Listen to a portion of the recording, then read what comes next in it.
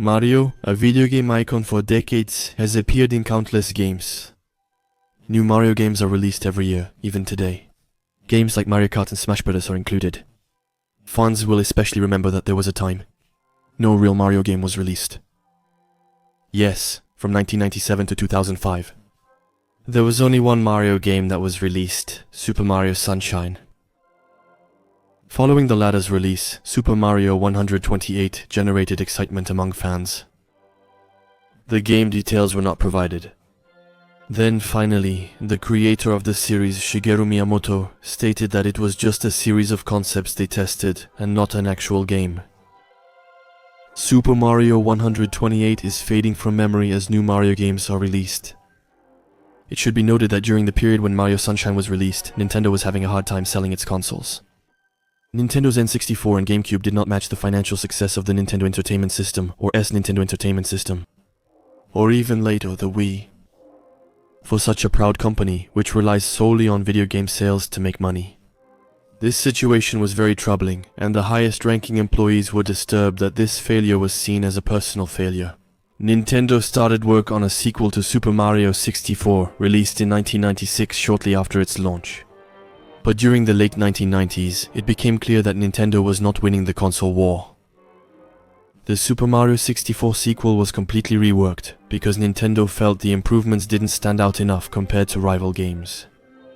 Seeing the more realistic and violent games coming out on Sony's PlayStation, Nintendo considered making Mario a game that matched more of what the audience wanted. At that time, there were many internal conflicts about the extent of these new resolutions. The only clue that was revealed to the public was a comment from Miyamoto, who said that Mario and Luigi needed to act in a more adult way. In the games that would be released on the GameCube, the new Mario project was split into two games: Luigi Mansion, which reflects the darker side that some employees wanted, and Super Mario Sunshine, which went in the completely opposite direction. Both games were released a year after the GameCube, and Nintendo was reassured that their new console and their new Mario game would allow them to regain their former glory. But everyone who knows about gaming knows that this wasn't really the case. The GameCube performed even worse than the Nintendo 64, and the video game market became even more violent and realistic. During this period, Nintendo's dark phase intensified, and the project for a darker Mario was brought up again. The game is called Super Mario 128. We don't really know what happened during that time, but as we all know, no game by that name was ever released on any Nintendo platform. The recent source who revealed Nintendo's troubles during the Nintendo 64's final days refused to discuss what occurred when the GameCube failed.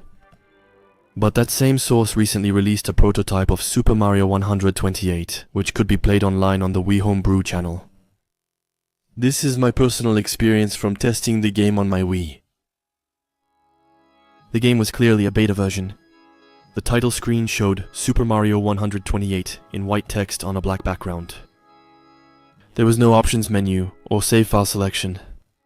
The game started immediately after the title screen. You could hear Bowser's laugh, the same one from Super Mario 64, looping in the background, while a dialogue box showed the following message: "Mario, I have stolen Princess Peach, and she won't live long enough to see the sunrise, unless you take her place. You know what to do and where to go. Don't try to stop me, unless you want to speed up her death." The game was evidently darker. After closing the dialogue box, gameplay started. The first thing I noticed was Mario's design. His body was detailed like in Super Mario Galaxy, with more realistic proportions, but his head was modeled after Super Mario 64. Clearly, his design wasn't finished, and the same went for the rest of the map. Simple platforms floated in the air, and the rest of the area was just a perfectly blue sky, with a few clouds in the background. The clouds looked more realistic than those in the old Mario games. Graphically, it was still quite impressive. There was no music or voices, but there were sound effects and grunts. His jumps seemed more realistic and less exaggerated compared to other Mario games.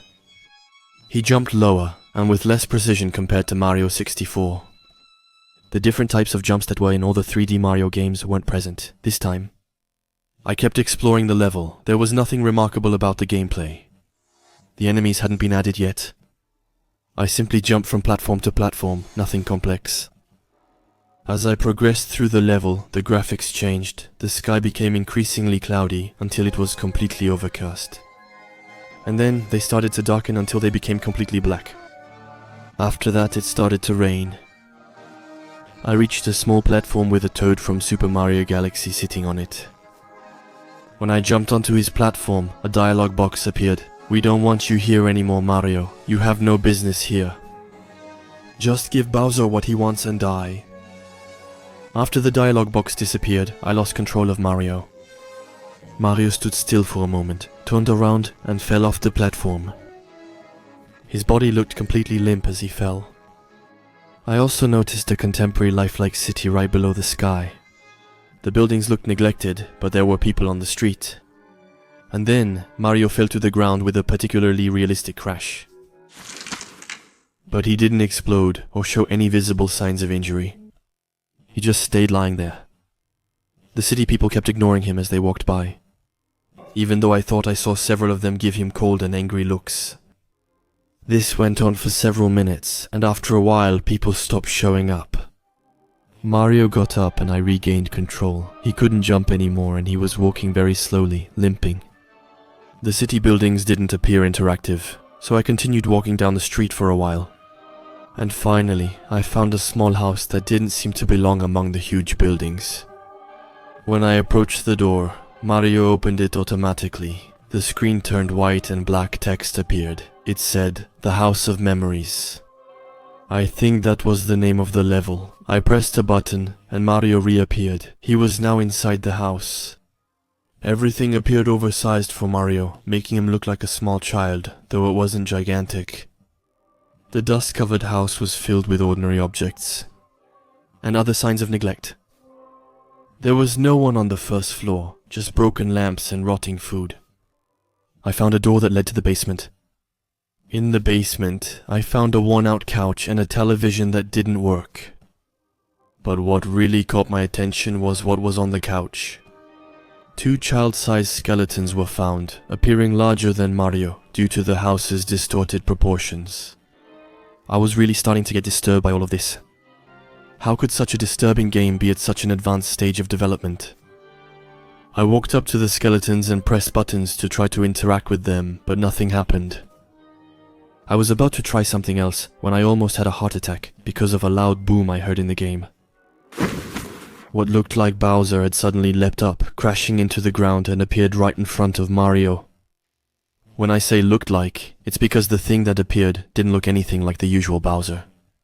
The reptilian monster that appeared had Bowser's signature brown, yellow, and green hues. But this version looked much more realistic and frightening than any version of him I've seen up to now. The proportions also didn't look like Bowser's. His arms and legs were way too long compared to his body and ended in sharp razor-like claws. The monster's shell didn't look like it had spikes stuck onto it, but instead seemed to naturally be part of the shell and was the same color.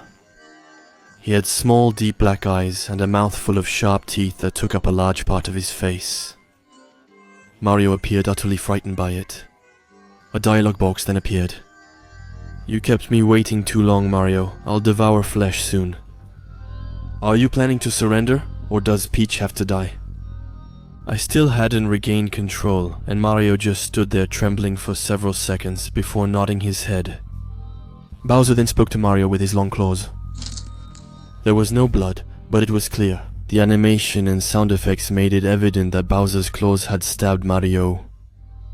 In one motion, Bowser pulled Mario toward his face and tore his head off.